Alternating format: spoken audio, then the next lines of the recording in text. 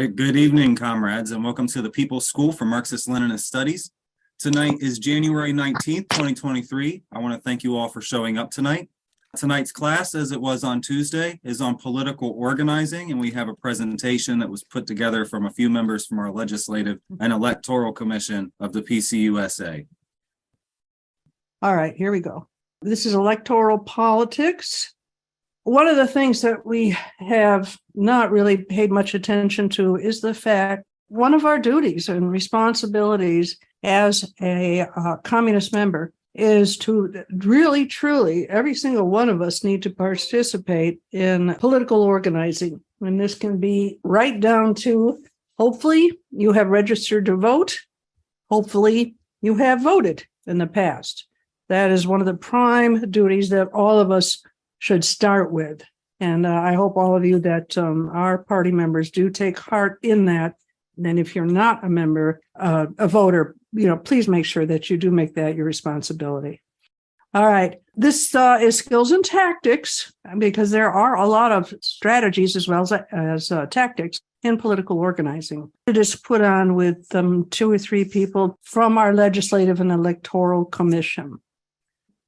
What do we mean when we talk about political organizing? And it does cover a lot of activities of which we should be participating really in all of them. This is not exclusive. I mean, there are a lot more other definitions and different ways of organizing and becoming politically conscious. So it can be a group that reaches out to people to create a mass movement. We do that with our mass organizations. Other people do it maybe more informally. But that is one way of organizing. A group rallying specifically just around a particular issue. So a group is only focused on one. It may not be a permanent organization, but they're just once that issue supposedly is resolved. And as the suggestion was, Roe versus Wade. And the other one, and this is popular, there are people that do this. It's a group, concerned citizens. They're the ones that usually are the ones that ask you to sign petitions. They are attending their city councils, and they may actually have some kind of list where they report in newsletters what is going on in your backyard. And this is really a great way to get involved. Obviously, all of this also helps our outreach. And then a group supporting candidates, which is probably what most people think of when they talk about political organizing. This means that if we find a candidate that either has the same perspective on very important current issues, that we would support them by phone banks, participation in events, and mailings. So this is what we're talking about when we're talking about our activity. Right in our program, this is Article 11 of the PCUSA program, and you can find that on our website, the Three-Legged Stool. And a realistic policy that is neither sectarian nor set in stone, nor part of the current two-party machine that dominates the U.S. political process. How can we participate? What are ways that we are obligated to participate? First and foremost, obviously, running our own candidates, where and when feasible. We have had people in our organization that have run. And you need to understand that it can be done, and it can be done with good results. You don't have to win to have good results. Running with other forces in a formation that is independent of the two-party system wherever possible. All of you are aware that we believe in building coalitions that, if they have the same value that we do on a particular issue, then we can have a coalition for that issue. And if they are supporting candidates, we can also say that we can support them too.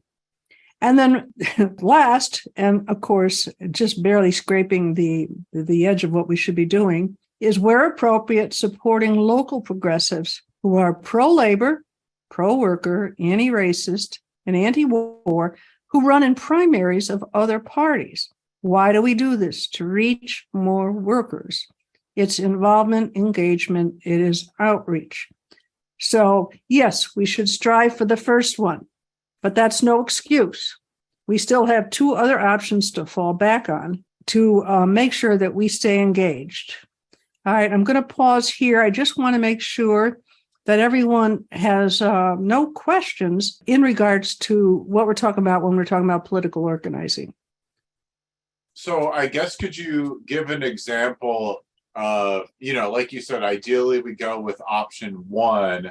I guess what would restrict us, or when would it be more appropriate to go with options 2 or 3, as opposed to just trying to run our own candidates all the time?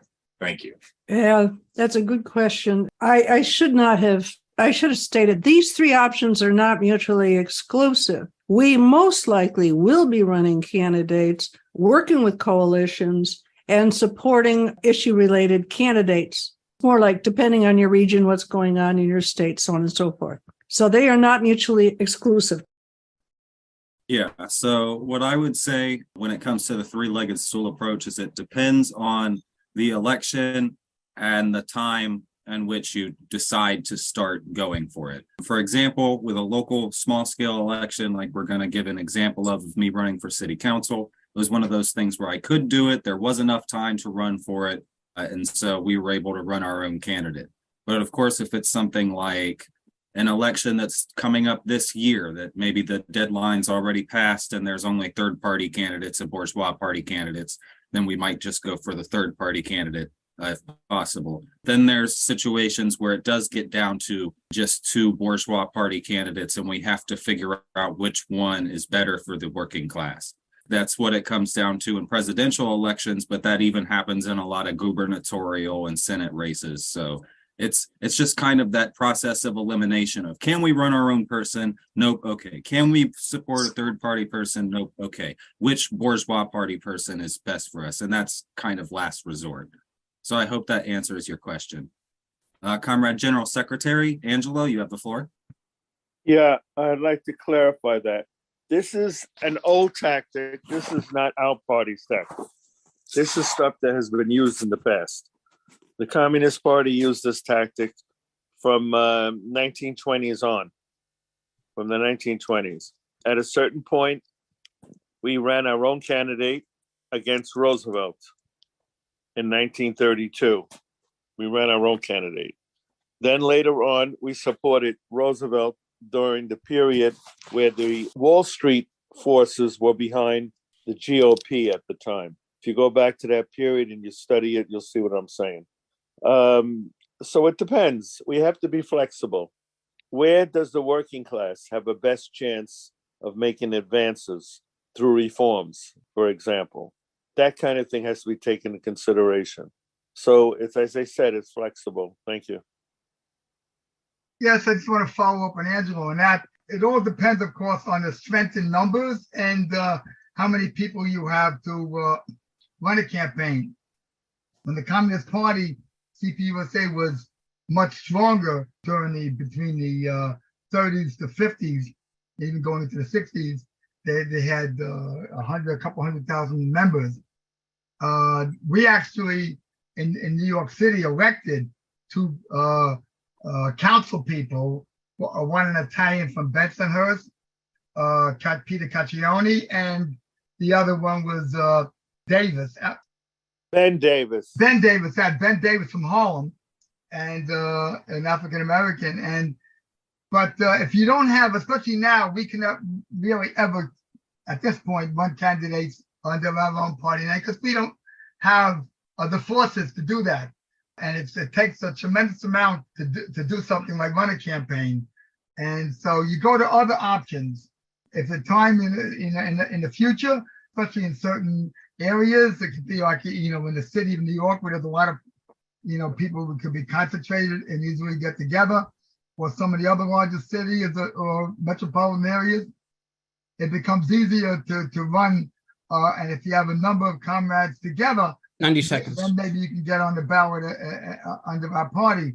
But at this time, what you want to do is look to is out there. Somebody pops up and you say, "Oh my God, we really could use this guy in office." Maybe the anti-war candidate or an anti-fascist candidate, and somebody running on issues of socialism, and you could do that. But the thing is, of course, most important of all is that you want to do something to gain experience. You can't just, even if we started getting odd numbers, just stepping in and thinking you can run a political campaign without even knowing the technical issues on getting on the ballot and running a campaign and eating up with the legal aspects of running a campaign, you really want to start getting your feet wet in local campaigns. Thank you, comrade. I just wanted to address a common ultra-leftist critique of this sort of strategy that I see pop up all the time, which is, in essence, that they have a problem with any sort of support for even progressive candidates who run within bourgeois parties. And I think that comes from a fundamental misunderstanding of the purpose of doing that. It's not because we think that these progressive candidates will represent us accurately. It's because it's choosing our enemies, which, when we look at this for what it is, class warfare, that is important. Defining the landscape that we're fighting within. Choosing our enemies can make our chances of victory better, and it can make conditions more favorable for us. So if we find somebody who is less ardently anti-communist or less pro-war, or somebody like JFK, who was working against the CIA and was working to pulling us out of some of the wars that we were in at the time, that is objectively a better enemy for us to be fighting against, because it's essentially easier conditions for us to win with it. Thank you. All right. Thank Well, you. thank you. So that's the three-legged stool. Now, there are some very good quotes from Engels and from Lenin in regards to our duties. So I thought it was worthwhile for us to understand that this is, we're talking 1850s, 1860s, like Angel mentioned. This is nothing new, all right? So here we go. The workers took part in elections. They contested with the bourgeoisie in every post. Here's a platform, a public platform for us to take other parties to task. Okay. And so it happened that the bourgeoisie and the government came to be much more afraid of the legal than of the illegal action of the Workers' Party, of the results of elections than those of rebellion. It spells it right out here. The government, the bourgeoisie, were more afraid of the results of elections. And I think that is something we really need to drive home. And here's again the tip that I'm mentioning.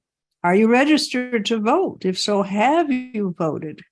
In your pledge to follow Marxist-Leninism teachings, it is your duty to become a voter for the working class. And this is from Friedrich Engels.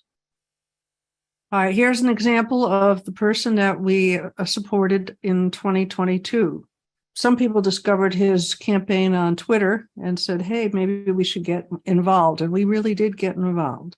Both the MPD and RE were participating in the planning session of Geoff Young's campaign meetings, which met most every Saturday last year. And we did a lot of other things other than that too. But if you actually notice, one, right out there, abolish the CIA. He did have a billboard.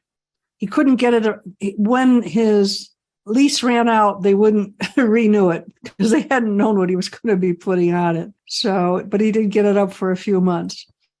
And looking at his platform, prevent a nuclear war, get big money out of politics, Medicare for all, abolish the CIA, abolish AFRICOM, impeach the 6 crooked justices who voted to overturn Roe versus Wade, legalize all drugs, tax millionaires and billionaires, impeach President Biden for risking World War III with Russia and China, and end all economic sanctions against all countries and individuals.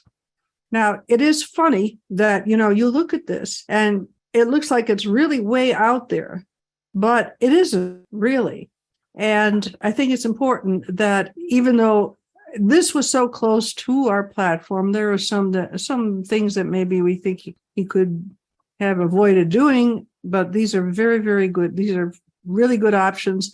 We felt very comfortable, those of us that participating in his election. He was against, I don't know if anyone is politically, obsessed.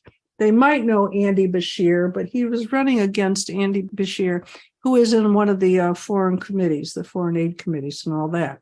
And he was an incumbent and been in a couple of terms. Well, with the limited resources Geoff had, he ended up capturing 35% of the vote in a very red district in Kentucky.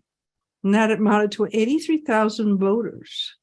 So quite frankly, the slogan, the platform can really outweigh the status quo in a lot of cases. And I notice there's a lot of hands going up. Thank you. As always, a more simple, pragmatic question. What is it generally required to even be ballotable? All I hear is size. Yeah, what's the requirements to have a person? Thank you. Mm-hmm. It's different in every geography. It's different. It's never the same. Every city has a different, every state has a different number. There is one technique that people forget about, is that you can be a write-in candidate. If what you're looking for is a forum, a platform, you can go in as a write-in candidate. You can bypass a lot of the signatures by just doing that. So there's lots of ways.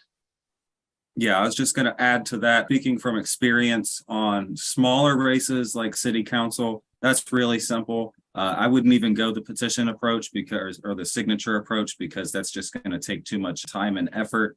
But I just paid $25 to run for city council when I did it. But when it comes to larger races like Congress or even just state house stuff like your state representative and that can be a little bit more expensive. You might want to do the petition approach just to be able to talk to voters beforehand before you even get on the ballot. But everybody can get on the ballot in the US if you're a citizen. It's just whether or not you can get the signatures or pay the price. So there's a little bit of a barrier for working class people, but it's not impossible. I hope that answers your question. All right. Thank you, Kamryn. So I was wondering, just I guess from experience with elections and stuff, like voting for people in the squad that I definitely thought were more communistic, but they kind of were like leftist deviations, or like, are we cool with supporting like the squad or like Democrats? That's it. Yeah, so just to give a brief answer from what I can, it really just depends on which bourgeois party and which bourgeois candidate has the best agenda in mind for the working class, or at least the least destructive. When it comes to the squad, of course, yes, they've disappointed a lot of us in terms of their actions. They've helped out imperialists a lot. But I do think that the squad is preferable to, the Democratic Party being ran mostly by people like Joe Manchin or the other, Democrats that are more closer to neoconservatives. And, same thing with preventing fascists from getting into office, like you see sometimes with the Republican Party. And that's not to say, one of the things I want to say here real quick before we move on to is that we don't necessarily support either the Democratic or Republican Party.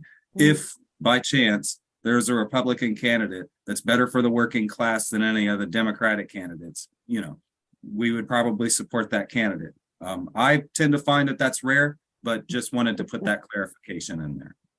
So I hope that answers your question, Kamryn. Yeah, comrades, last summer over here in California, our club and people supported this guy from Roseville. He's a Republican, GOP. He's Russian, originally from Odessa, very anti-Ukrainian regime and NATO and all that. We supported him. One more thing, I didn't know much about that Geoffrey Young in Kentucky, and that's pretty awesome, that platform.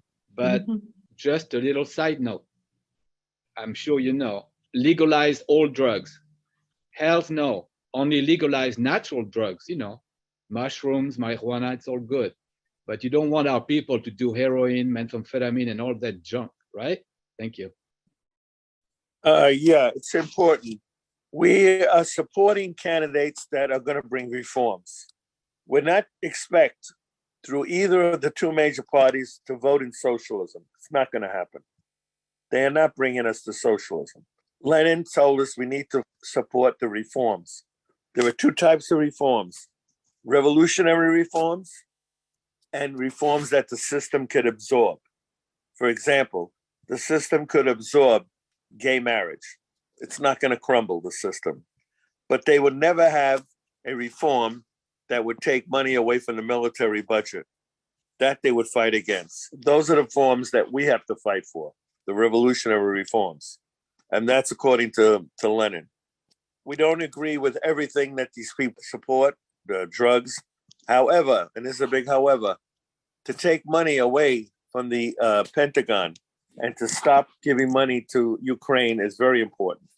We have to be in the middle of that and supporting that because the Ukraine represents fascism. And objectively, we got to do that. So that's all I wanted to say. Thank you.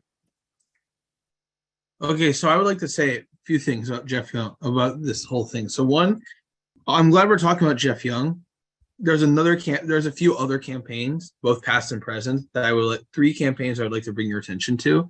One of them being a person he's associated with named Diane Sayre, who ran on a pretty similar platform in the state of New York. Another person who ran as a Green Party presidential candidate in 2008, but is considering running again for them in 2024. Her name is Cynthia McKinney. Unlike Howie Hawkins, she's actually anti-imperialist, actually anti-NATO, and she actually was like one of the more successful Green Party candidates they've had. Probably one of the few, besides Jill Stein. The other one is at the American Solidarity Party, which we know a guy named Mike Fick, but there's a party called the American Solidarity Party, which runs on an anti-war platform, but they are a Christian, but they don't come from a leftist perspective, nor do they come from a libertarian perspective like the Libertarian Party does. They're a Christian Catholic party. They're a Catholic distributist party that has a anti-war and pro-union platform. And then the other thing I want to say is that even though we supported Geoff Young, he did do something called Democrats for DeSantis, which obviously none of us here agree with, because after all, DeSantis is probably more pro-war than Trump is, if you can believe it. Thank you. Yeah, I just want to make one correction. Geoff Young ran against Andy Barr was the name of the person. Oh, not Bashir. Yeah, Thank you. that was the previous election was the Bashir, but the most recent one was Andy Barr. Thank you. Yeah, who he's a star in the GOP. All right. Thank you for that correction, comrade.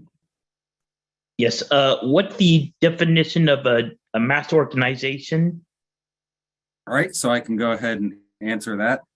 Mass organizations are also known as transmission belts. Basically, we set up mass organizations so that we can reach the masses, with actual things that it's the phrase meet the people where they're at. And so with the mass organizations, we organize around specific issues or sometimes more broadly, like within the case of MPD. And we're able to actually go into the places where the people are and reach them more easily than we could if we had a hammer and sickle. It allows us to actually go and build coalitions with progressive forces and whatnot. Right. And 2 qualifications too. On the mass orgs, you do not have to be a party member to join. And that's why they talk about it being a transmission belt.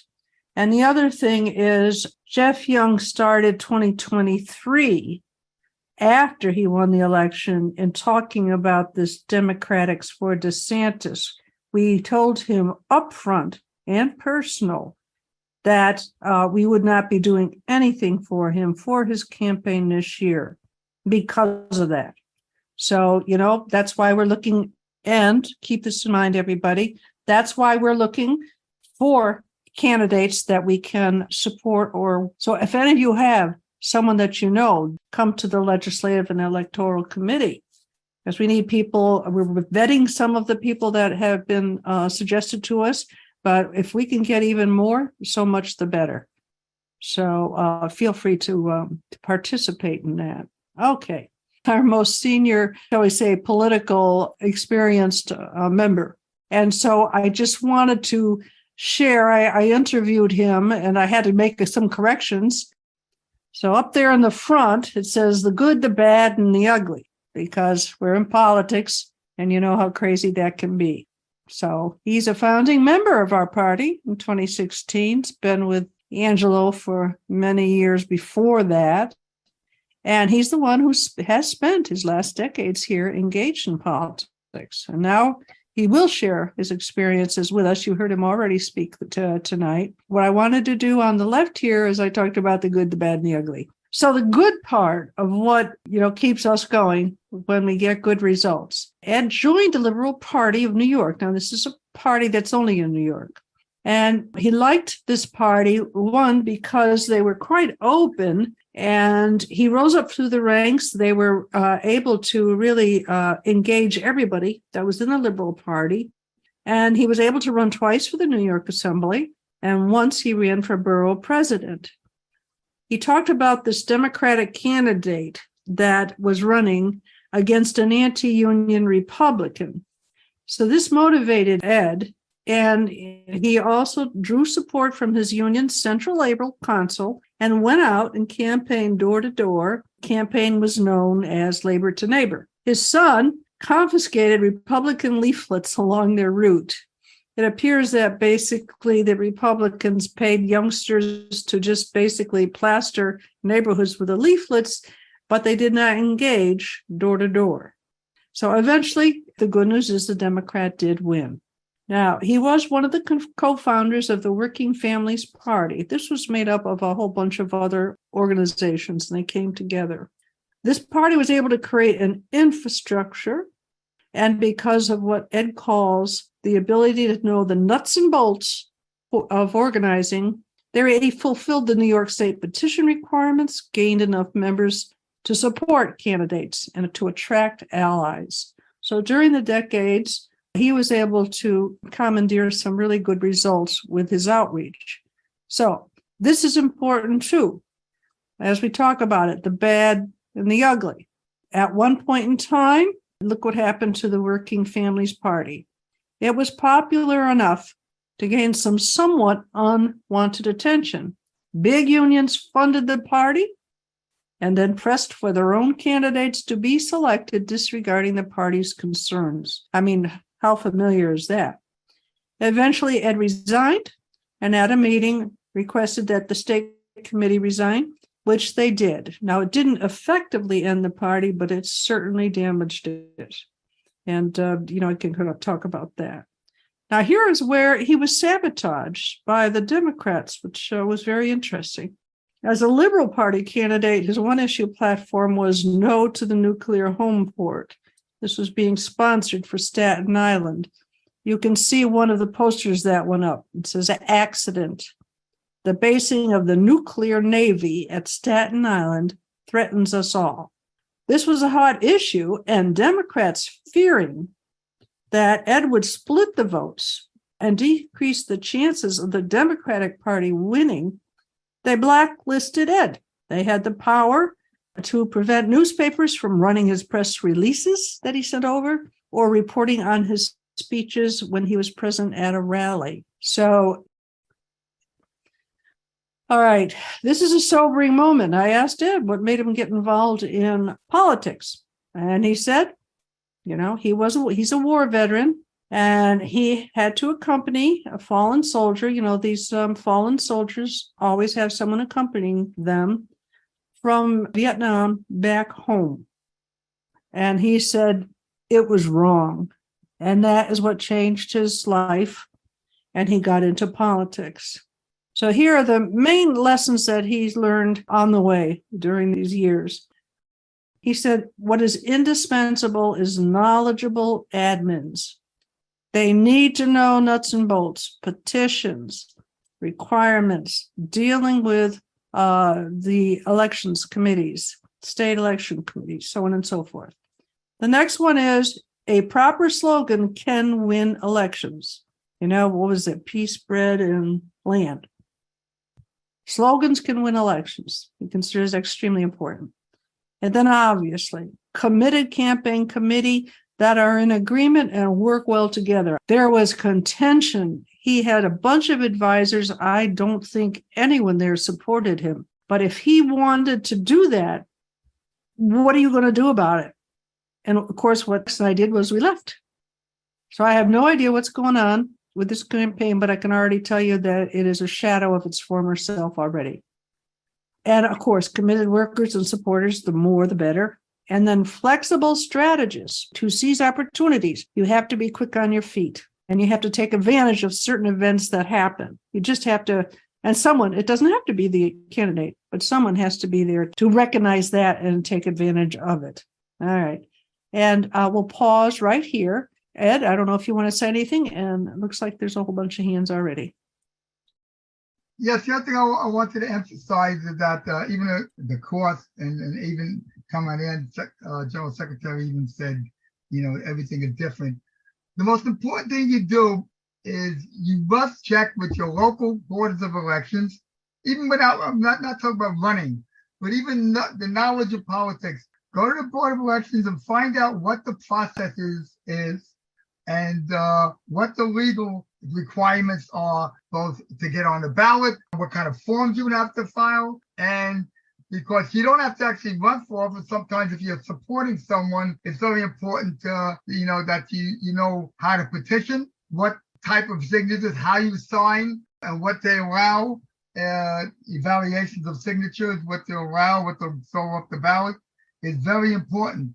So you always say you have to know your P's and Q's, and you have to cross your T's and dot your I's. And that's ideology is important. Of course, it's important, but ideology alone doesn't win elections. Just as I said, you could be the greatest athlete in the world if you really don't know the rules of the game, baseball, football, whatever. If you don't know how to play the game, you could be strong as an ox. If you don't know how to skate, you can't play hockey. So that's basically knowing the nut, like that. She said, the nuts and bolts of local, what's your local boards of election, the state and even locality.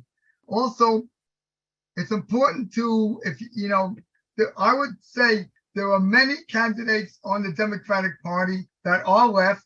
And I said, even Angelo even would agree with me that now that he's dead for some years, we had a great local assemblyman from Brooklyn, Frank Barbaro, who was a longshoreman, went to law school, and then wound up running for office and got elected to the assembly.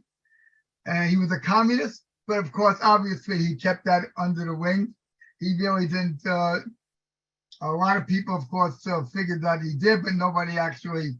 The people that knew him and liked him and were part of his campaign, of course, kept their mouth shut. He became chair of the New York State Assembly Labor Committee. And there's a whole slew of laws to protect workers that came to his committee. And because he was the chair of the committee, and because of his seniority, he got those laws enacted. And that's the power of somebody who uses a main party to actually, get our agenda through and enact it into laws. And that's the important thing. And ultra leftist politics.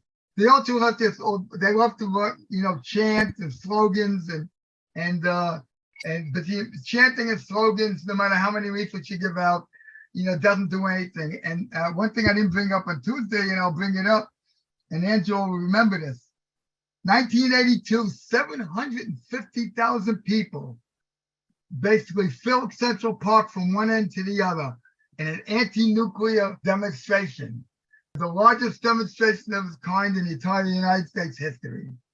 I don't think anybody could name one elected official, main elected official for New York, that voted to ban nuclear weapons. Come from New York State, New Jersey, around there. They actually proposed legislation as a congressman to ban nuclear weapons altogether and tell the United States to dump all its nuclear weapons. And we still have 10,000 nuclear weapons. So that's the importance of electoral politics as opposed to street politics. All right, so we'll go ahead and take questions now.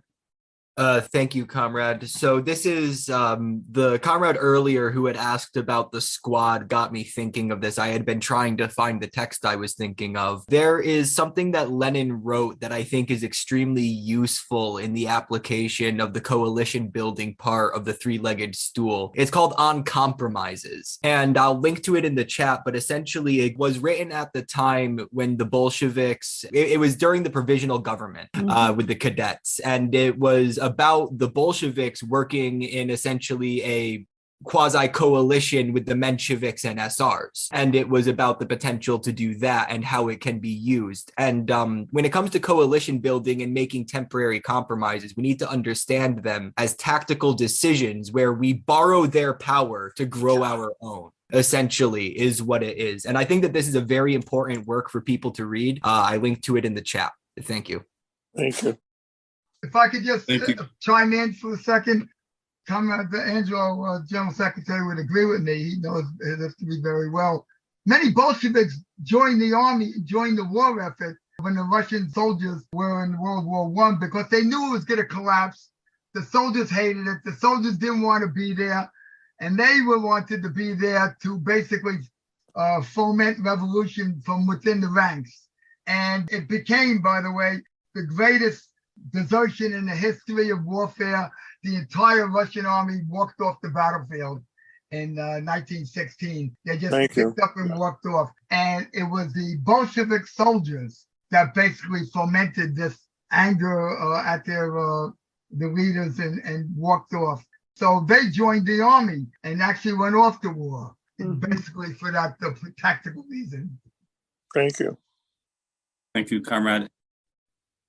I think the current experience globally and in the United States testifies to the thesis by Lenin about state monopoly capitalism, that it is the eve of the socialist revolution.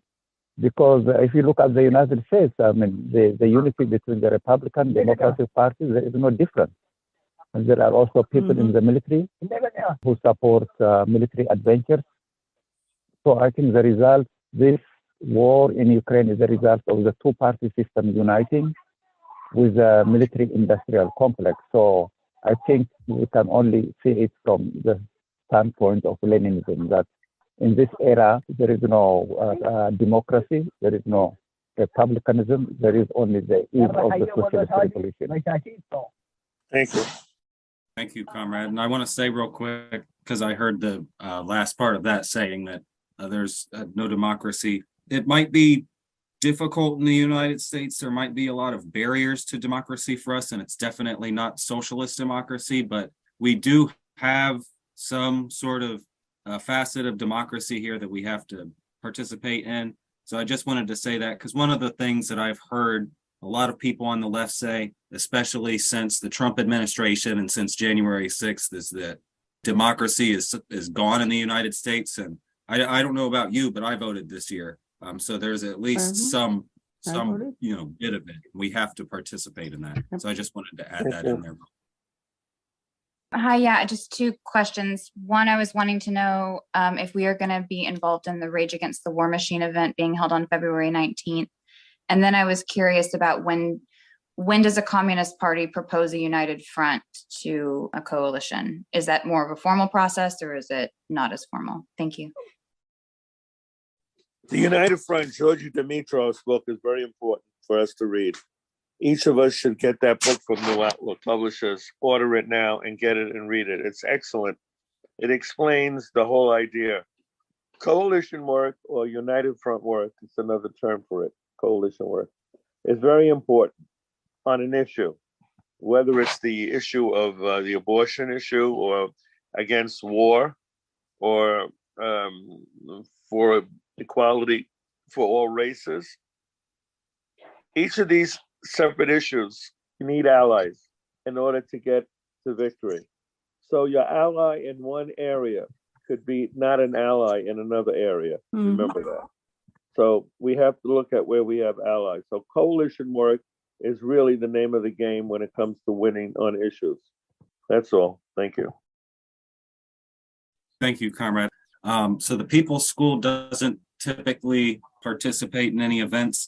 I don't know if any party members or any of our Mass Org members are going to participate in the event that you mentioned, but I think that we should. One thing that I wanted to say, though, about the United Front is that's not necessarily the topic of this class, but next week's class is going to be present-day fascism. So basically, we're going to be talking about the United Front and reading from the tasks of the Communist International, Dimitrov's book. So yeah, that's going to be one of the things that gets discussed next week as we talk about how we actually deal with fascists in our current day, both here in the United States and abroad. So that question will be answered soon enough. So I just want to point out one thing is we have a student organization called American Student Union, which is actually officially an endorser of the rally. You can go on its website right now and you will find us listed as an endorser. I think it's actually relevant that you actually brought this up because there are the Libertarian Party actually endorsed this rally, not even like a local one, but the national one. And like their Radical Caucus and their Mises Caucus endorsed it too. You also had the People's Party, which is a left-wing party, endorsed it. And I know that CPI, Center for Political Innovation, endorsed it, and Code Pink endorsed it. So, and obviously, even though Code Pink is not an electoral organization, they definitely have contacts with various Democrats. So what I want to point out is this, though. Even though ASU endorsed it, MPD will be there. And as with the ASU, and MPD will have a table. And we already have it confirmed that we'll be there. Thank you. All right, here's another quote. And I still think this is Engels, and so hopefully you guys can. But again, important. I didn't know how to emphasize in this class any more than I could in these quotes by both Engels and Lenin, how important it is for us to take advantage of what is given us to participate in. We basically, if you're in a capitalist country, you better know capitalism inside and out, and where we, as a unit, can take advantage of it. And that, I can't express that enough anyway. All right, the franchise, or the ability to vote. The franchise, suffrage, has been transformed by the workers from a means of deception into an instrument of emancipation. And this is what I'm talking about. The workers, who are the voters, who are the participants in the politics, we know our political system is a bunch of lies.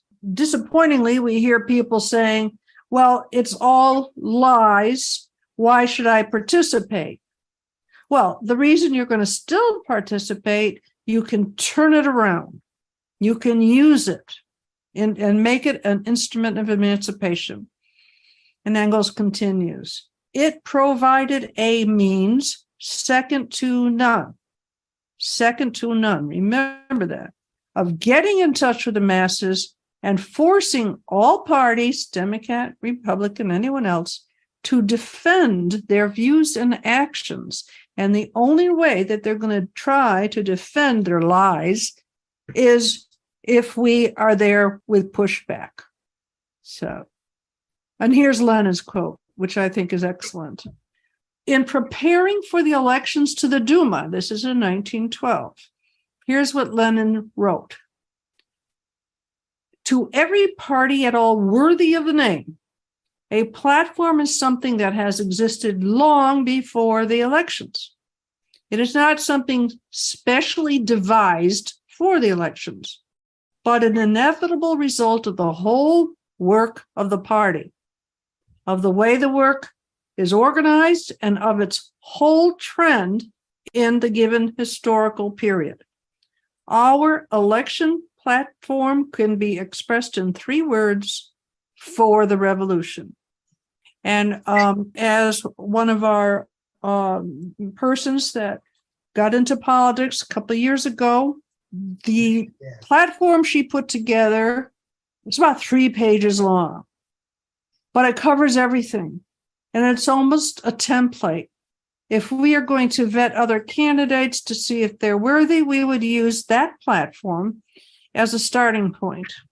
So this is what Lenin is saying. That platform exists long before the elections start. And we have to take advantage of that and make sure that the party itself is agreeable to the platform.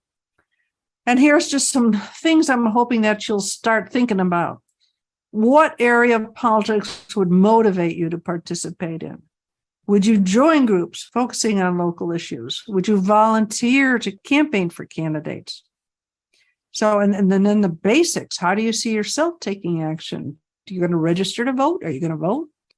Compile a guide of your representatives, your current representatives that you should be voting on. begin attending city councils and reporting on their activity in a newsletter. I mean, start thinking about where there's so many areas. There's got to be something that would motivate you to do some kind of action. All right, we can still have write-in. I am showing you here her platform. And again, if you remember Abraham Lincoln, he put together his platform. It was 700 words. He did it once. He put it in the Library of Congress, and basically he directed all media. If they want to know what his platform is, they can go to the Library of Congress and look it up. There it is in bold print and writing, and that's the end of it. So here you see the public housing, affordable housing, unionization, increase in the minimum wage, just saying for Coos Bay, and then trying to go to Salem to say it should be for the whole state. Moratorium on evictions and foreclosures. Creation of a labor board to allow direct representation for the labor movement within Coos Bay. And then approach conversation with other governments and people on the topic of the Bay Area consolidation and overall economic future. This is one paragraph. As I said, there are 3 pages covering a whole bunch of other items. And I just want you to see that we do have experienced people. A lot of groundwork has been done. First, I just want to start with a correction. I wasn't a write-in candidate. I was registered and on file for the candidacy the first time. The second time around, I did file, but I ended up getting paid back by the city council because something had happened with my voter registration. And basically, I wasn't registered to vote at the time, so I couldn't run. So that's just a lesson to always check your voter registration. You never know when something that you input in there is going to mess you up, and then you're not on the ballot, and then you can't vote. You didn't even realize that you were disenfranchised. So, but about my campaign, just a brief overview of how I did my campaign. So in 2020, before that, I had been involved in a lot of different demonstrations, March for Our Lives, Families Belong Together, protesting the family separation policy under Trump, different climate protests. I went ahead and sat in the Oregon governor's building to protest a fossil fuel pipeline they were trying to put through Coos Bay, which got stopped last year, luckily enough. So that was really good. But by the time it had got to 2020 and there was the George Floyd uprisings, there was a lot of protests that happened in Coos Bay that I got involved in. And they asked me, age 18, to go ahead and run for the Coos Bay City Council. And I did that. I didn't have a platform the first time. I started running and just basically talking to people to ask them what the issues were for, them, and basically built some of my platform off of that. And I actually got to the election date and got 1,500 votes the first time around, which may not seem like much, but you think about over 1,000 people voting for somebody who's just 18 running for office. It was about half of what I would have needed to unseat at least one counselor, because it's a pick 3 vote. And so you could pick 2 incumbents and 1 newcomer or something like that. And so I failed the first time around, but I got a lot of following. And then, I joined the party.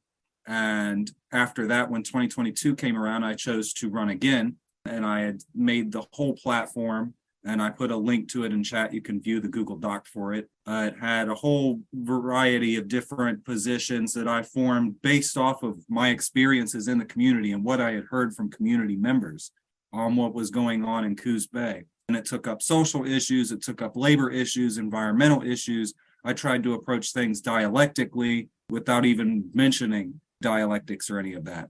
Unfortunately, and I had to move, but I think that it did make an impact because in Coos Bay, there's been more talk on the housing situation. They actually had a town hall on it. They had put a pride flag up on the city pole, which was one of the things that I had came forward to them about, and they've done more to recognize the problems of marginalized communities in Coos Bay. And they've still got a lot of work to do. They just capitulated on the flagpole policy. There are active fascist forces in Coos Bay that basically push against everything I stood for there, but it does make an impact. And that kind of experience you can use too. People will listen to you. People will, they might not agree with you, but they'll see your name, it'll pick up their ears whenever they hear you give some sort of comment on whatever is going on in that area. So I just wanted to basically give people the rundown of how I did my campaign, what impact I think it made, and just the importance of doing so. So if there's any questions, I'll go ahead and take hands. Yeah, I'm curious. It's unfortunate that you had to withdraw your candidacy there, but if you could do that again, what would you do different this time around that you learned from your experiences running for council?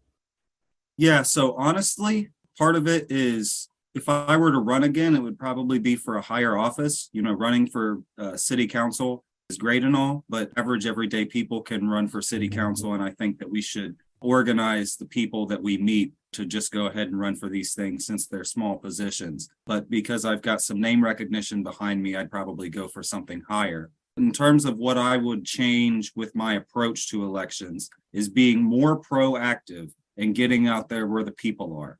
I had coffee with a candidate events. It was something that I did where I would go to a local coffee shop and try and sit down and wait for people to come talk to me. But honestly, I shouldn't wait for people to come to me. I should go to where the people are. So just, you know, if I were to run again, I would probably be at big events and, you know, be down in the downtown with a booth or something, trying to actually talk to potential constituents and build the platform based off of what they said. So I hope that answered your question. Thank you. All right. Thank you, Kamryn. Thank you. I actually would also like to answer Comrade's question. I was in Coos Bay at the time, and I did help manage that election as well. And one of the lessons that we definitely had learned from that is I think that when she had ran that first time around, there was a disproportionate focus on social issues and a lack of focus on economic issues, which is a fundamental error that a lot of people will make while running, because it's not that social issues are unimportant, but class issues are primary. Economic issues are primary, and that is what will reel the most people in. And so if there is an important social issue in your area that a lot of people focus on, it is important to include that in your platform. But the economic stuff that is in her platform on the documents, that's something that me and her had talked about for a while following that election attempt, because that was a weak point in the election. And so it's important to understand the history of the area that you are within, because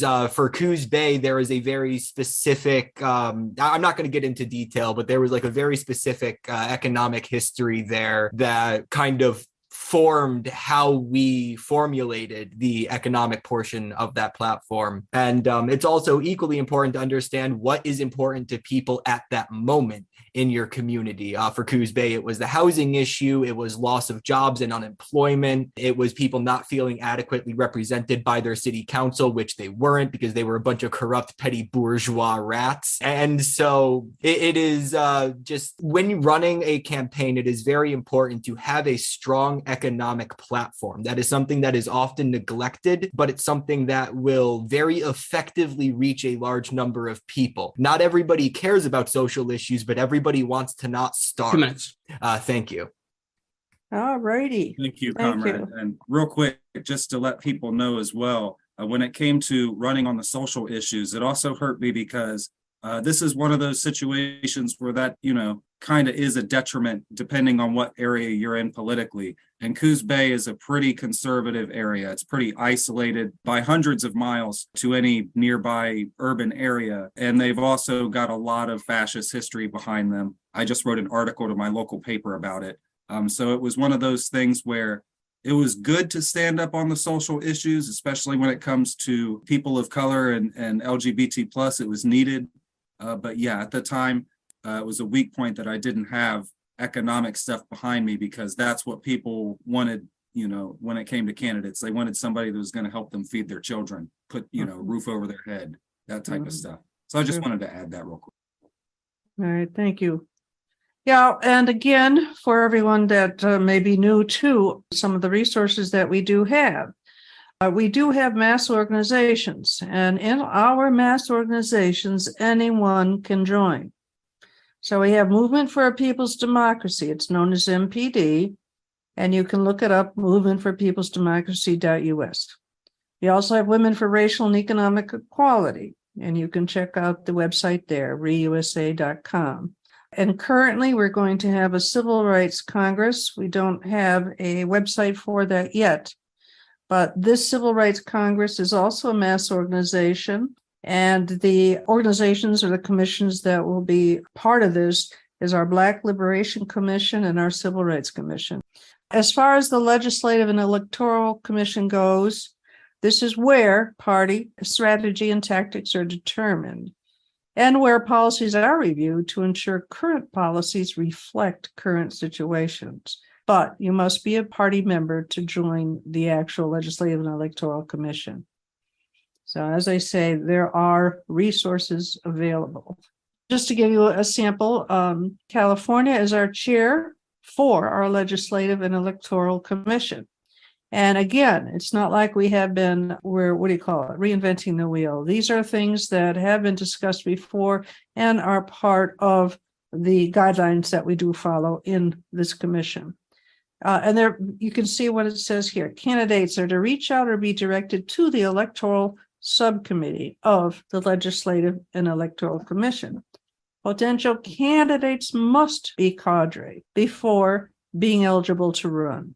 That means a full year in our party and performing some duties that need to be instructed, mostly with schools. We have some schools that you have to complete before becoming cadre.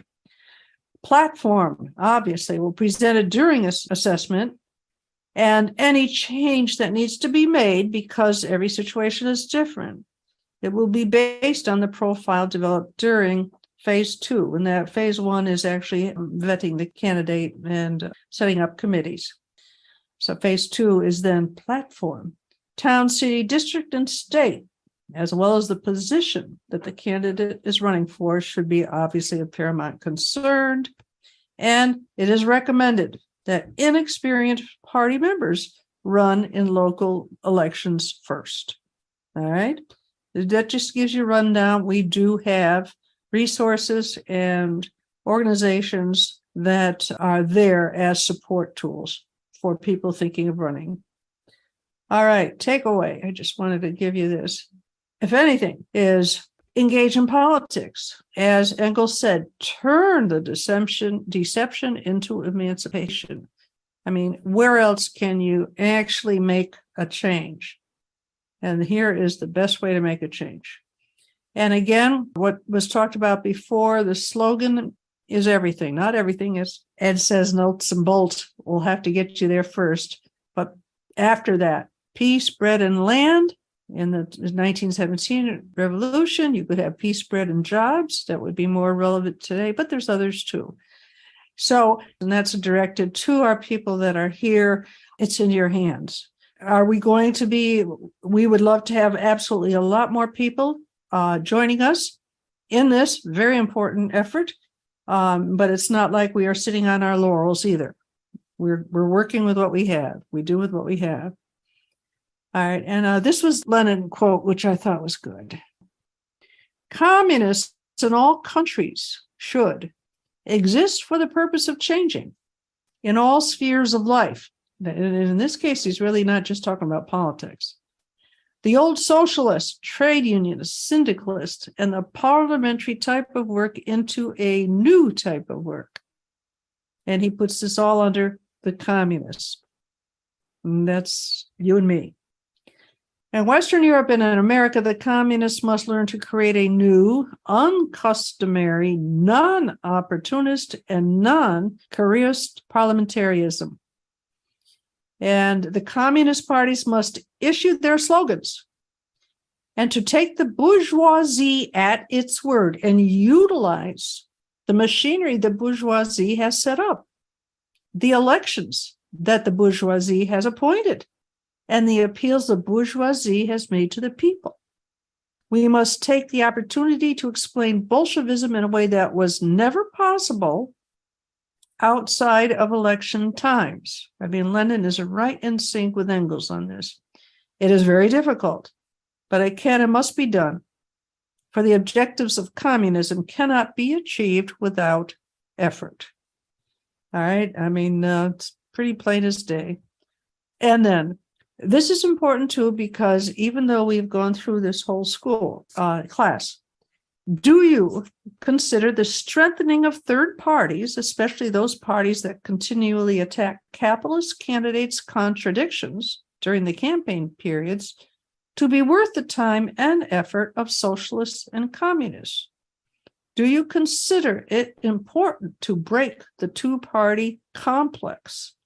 If we weaken both parties, I would think that would be a good thing. Second thing is, we get our word out.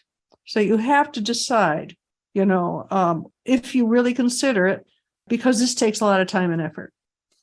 Do you consider the possibility of significant electoral successes that could aid in the struggle towards socialism and assist in the elimination of capitalism?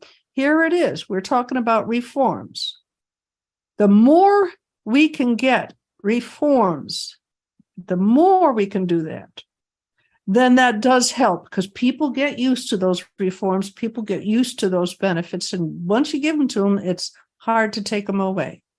So even if all you put in is a reform, and you know darn well that at the next electoral cycle, they will probably dump it, you got to get it out there. And that would be your job. Okay, and I think that's the end of it. A constituent survey that I had at the time that had a whole bunch of just different questions and stuff. And it says, bring change to the people of Coos Bay, or to Coos Bay that helps people. So at that time, that was basically, I was putting myself out there as the people's candidate. And I think that's correct. It sure as hell wasn't the incumbents. So I just wanted to show that. And also I was able to, I remember the first time I ran, one of the people actually helped me with campaign signs, like signs that I could put in people's yards. And I went around and put a whole bunch of signs out. So those are good things to have too. Material things that get your campaign out there, get you good advertising. I think either could answer this for me. What is about the time range you would want to start preparing? Like, our city council elections are every 4 years and they just happened here. So would you start like a year before or two, or already be ahead of it? That's all. Yeah, so I can give an answer to that. I didn't decide to run again until the beginning of 2022. So for the whole time of 2021, long story short, basically most of the activist movement around Coos Bay had fragmented off in 2020, and we had to build a lot of it back from scratch through our mass orgs. But basically for this year, for 2023, if your elections just happened last year, I would just survey the community and be where the people are for about a year. Try to get to know the local issues and what solutions people want. And then I'd say the ideal time to start up a campaign is the beginning of whatever the election year is, which I imagine for you is 2024. So at that point, I think that the best thing to do is start up good couple social media pages on different social media platforms for yourself, put yourself out there, go out where the people are, and basically just have a presence until it comes time, usually in April or May, to file to run for those positions. And then you'll do that, and then you'll really hit the ground running when it comes to talking to people and all that. And you'll have to look and see what the elections are like for your city council or whatever have you that you're running for. There might be different guidelines when it comes to donations or other sorts of things, even the vote count, how you actually would win. But that's what I would say. And another note that I want to give comrades here when it comes to running is, of course, if you win, that's a great thing. That's obviously a victory, and you do what you can inside the government once you do that. But the objective is not necessarily to win. The objective is to get those solutions out there and try to, I guess, shift the Overton window when it comes to what's being talked about in Coos Bay. I don't think I did that in Coos Bay, that's my example, but wherever you are, I don't think I did that much in Coos Bay, but I think I might have said the solutions enough that people think about them to a certain extent. You know, me having to leave that area kind of really did it in for my influence there. But that's just what I would say. Yes, very simple to answer her question. One of the things that probably the most important office that is going to be on the ballot in many places all through the United States, and maybe the most important is school board. And one of the things that the right wing did over the course of the last 20, 30 years is they didn't care who was president. They didn't care who was senator. They basically were concentrated on taking over school boards. And now you see 10:30 p.m. front page articles where left and right you see, before you can't even turn around without seeing the book banning in this state, in this city, in this district, and they've taken over. Many of the right-wing candidates running for school board have funding from right-wing organizations. Yeah. And it's most important that you look and see, and you'll find out if there's going to be school board elections.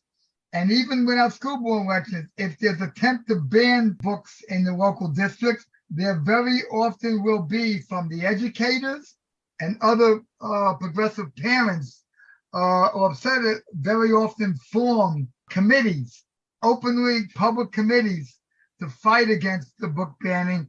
Definitely get involved in 90 joining seconds. that, because that's where basically the right wing has pretty much taken over America in basically controlling the education of our young. And that's the one thing where we have to start. Thank you.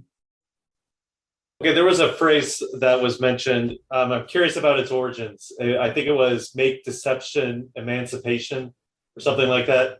What was that phrase, and where did that come from? That's really nice. I like that. Yeah, that was Engels in what family? I think it's family, private property in the state. Thank That's you. it. That's it. Yeah, yeah. One thing I just wanted to mention is that for anybody who doubts that there can be any sort of real material gain from parliamentarianism, even within a bourgeois structure, that is objectively provable false within our current world. In Kerala in India, the chief minister is a communist, and they have the highest literacy rate in the country, the highest HDI, the Human Development Index in the country, and they have the highest life expectancy in the country. They're the second least impoverished state in India. So they have communists in their state leadership in Kerala in India. And actually the CPIM that holds power in Kerala, they're part of United Front, actually. So they use that tactic there, and it is successful. So what we are talking about is not simply proven successful 100 years ago. It is proven successful in other parts of the world today. Thank you. Thank you, Kamryn. All right, we'll go ahead and wrap up our class now. Thank you, everybody, and have a great night. Thank you for watching this full-length class from the People's School for Marxist-Leninist Studies. For more information or to join our free classes, visit our website, check out our YouTube, listen to our streams on Spotify, and chat with us on Reddit.